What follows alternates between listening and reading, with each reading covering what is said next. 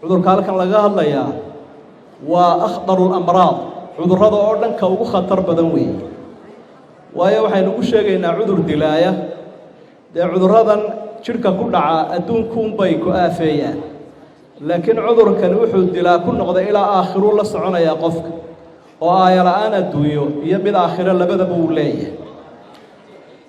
waxaan la yidhaahdaa la diidku gaalka u xun weeye gaaladu way noocyo badan gaalka u xumi waa ka yidhi ilaahay abuuray ee arsaaqayay ayuu yidhi maba jiro ama itus oo itaabsi wakhtiguu doonayana ha joogo meeshuu doonayana ha ka yimaado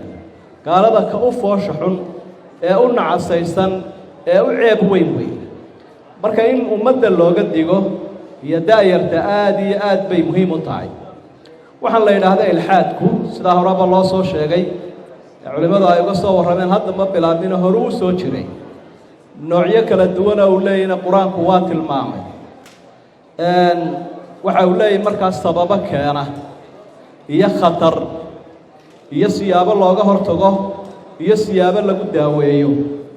intaba in la bartaa aad bay muhiim u tahay sababaha keena waxaa ka mid noqon kara qofka oo ay la weynaadaan gaalada iyo tiknolojiyadooda iyo horumarkay adduunyada ka sameeyeen ayaa laga yaabaa dadka qaarkood inay la weynaadaan qofkana marka cidi qalbigiisa ay ku weynaato wuu ka daba dhacaa wixii ay sheegaan oo dhan wuu qaataa sababaha waxaa ka mid noqonaya ugu muhiimsan jahli aqoon darro qofku diintiisa uu ka jaahiliya sababaha waxaa ka mid noqon kara dadka qaarkood oo uu ku dhaco wax la yidhaha cuqdad ay ka cuqdadoodaan diinta ilaahay iyo cilmiga samaawiga ah sababaha waxaa ka mid noqon kara imtixaanka iyo dhibaatooyinka adduunyada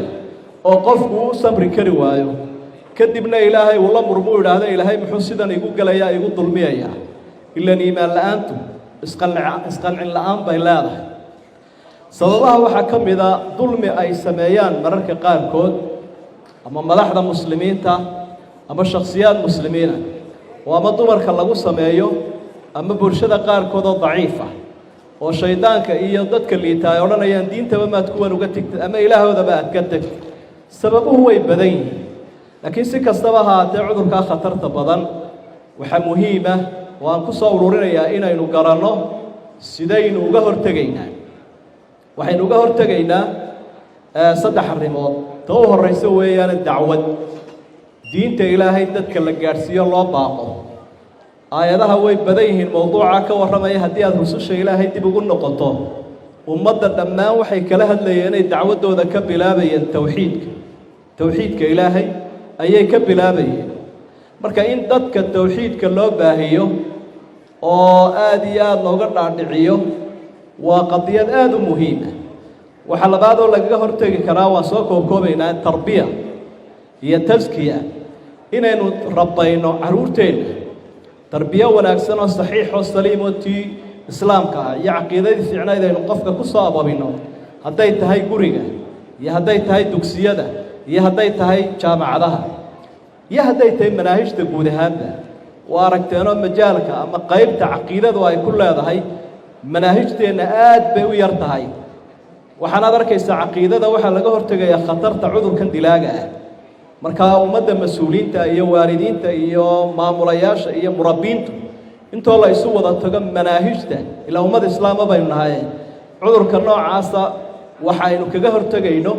oo caqiidadii lagu rabaynaya dadka waa in manhajka lagu daraa waxaa laga hortegayaa oo kale dadka noocana in lala doodo sida markaa culimmadu ay marar badan xusaan kutubahooda ama sheekh cabdibaas uu dee inooga warramayey doodaasoo runtii iyaga lala gelayo si iyaga loogu badbaadiyo kuwa cudurkan qaaday hadday rajo leeyihiin waa lagula doodayaa kii gaalkaabaa lagula doodayaa kii mulxigkaabaa lagula doodayaa doodaasi waxay ka faa'iido noqon kartaa inuu isagu toobadkeenuu soo noqdo iyo dadka kale in looga digo siyaabahaasaa looga hortegi karaa oo ah ka hortagii iyo daaweyntii labadaba almuhim marka aan ku soo dhowaado waxaynu garan karaynaa maanta adduunku shar iyo khayr labaduba isdhex socdaan sharkaana aad loo riixaya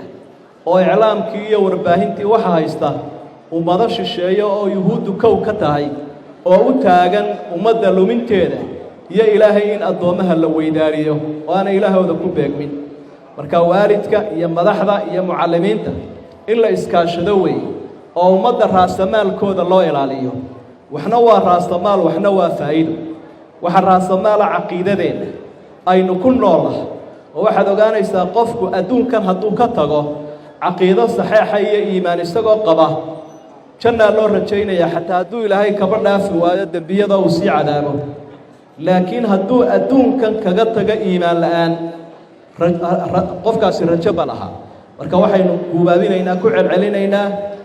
inta iminka aynu danaynayno mowduucan in ka badan inaynu danayno una dadaalno da'yartana waxaan leeyahay diinta ilaahay barta sidaa lagu celceliya nin waloo hadlaaba uu ku celcelinayo waa xisnul xasiin qalcadda adag ee aad ka gelayso weeye cudurrada noocan oo kale ah haddaad qur'aanka akhrido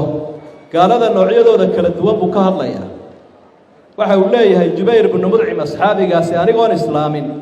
ayaan dhegaystay nebi maxamed sala allahu calayhi wasalam oo madiino jooga oo suuratu duur ku akhriyaya salaad maqrib aayadaan dhegaystay am khuliquu min gayri shayin am hum lkhaaliquun am khalaquu asamaawaati waalarda bal laa yuuqinuun fakaada qalbii yatiir aayadahaasi waa dood ilaahay uu soo dhigayo dadkan mulxidiinta ah ilaahay wuxuu leeyahay am khuliquu min gayri shay nimankan doodaya gaalada ilaahay diidan ma waxa la abuuray ilaah la'aan am humul khaaliquun mise iyaga ayaa abuurayaala labadaa arrimood markaad isbarbar dhigto miyay iska yimaadeen mise iyagaa wax abuuray mise ilaahay baa abuuray midi ma jirto oo sidaa sheekhuba imika uu idiin sharxayay waxba la'aani wax ma keento alcadamu laa yuujid baa la ydhaha waxba la'aani wax ma keento wax ma abuurto taa halkaa iska dhig iyaguna ma sheegan karaan inay wax abuureen midhka soo hadhayaa waxa weeye markaa inuu ilaahay abuuray subxaana wa tacaala markaa qur'aanka kolka aad isdultaagtee dhuuxdeed dhadhamiso waxaad arkaysaa malaaxidada qaybahooda kala duwan inuu qancinayo malaaxidadu waa noocii casrigan joogaa mid waxaa la yidhaahdaa waa mulxid qaatica oo ilxaadkiisa iska cadaystay oo le ilaahay ma jiro midna waxaa la yidhaha mulxidun mutawaqif waa mid le anigu ma sheegi karo inuu ilaah jiro iyo inaanu jirin toona wuu jiraana ma odhanayo ma jirana ma odhanayo mid saddexaad baa jiro la yidhaahdo almulxidu lmarin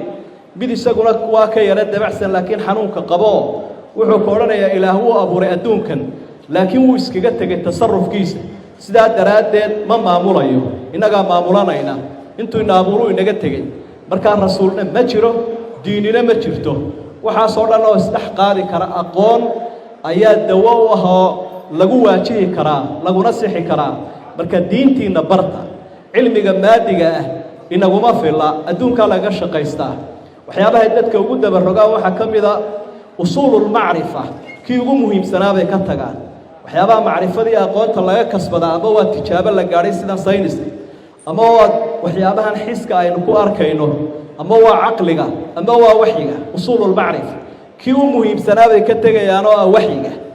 waxyiga ayaa asal oo ah aqoonta iyo macrifada halka laga kasbado markaa waxyiga waa inaynu ku difaac ka dhigannaa gaashaan uu inoo noqdaa si aynu ugu badbaadno aad iyo aad baa u mahadsantihiin wasalaamu calaykum waraxmat ullaahi wabarakaatu